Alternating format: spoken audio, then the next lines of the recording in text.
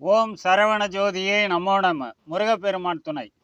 துறையூர் ஓங்கார குடிலாசான் ஆறுமுக அரங்கமகா தேசிக சாமிகளுக்கு மகான் சுப்பிரமணியர் அருளிய ஞான அறிவுரை ஆசினூல் பாகம் 1599 14/2/2024 புதன்கிழமை.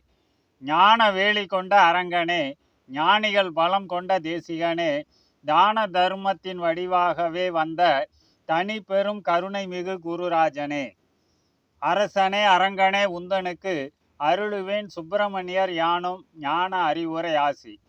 வரமென சோபகிருது சாழின் திங்கள், சோபகிருது வருடம் மாசி மாதம் 2ஆம் நாள், 14/2/2024 புதன்கிழமை.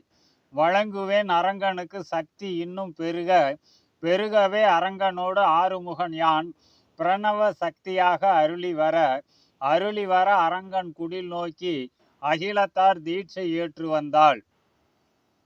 இருள் விலகும், ஞான பலம் கூடும், இனி பிறவா பேற்றுக்கு உண்டான உயர்கதி கிட்டும்.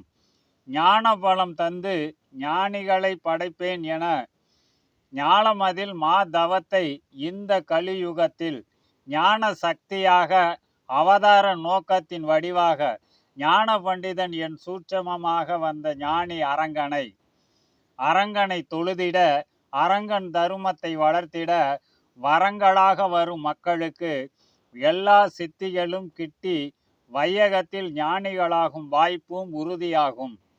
ஆகவே அரங்கன் தர்மமும் சைவமும் ஆற்றல் மிக்க ஜீவகாருண்யமும் தலைத்தால் போதும் அகிலமே ஞானலோகமாகும். வகைப்பட ஞான ஆட்சிதனையும் அடையும் வழங்கிய ஞான அறிவுரை ஆசிமுற்றே சுபம். ஓம் ஆறுமுக அரங்கமகா தேசிக சாமிகள் திருவடிகள் போற்றி போற்றி.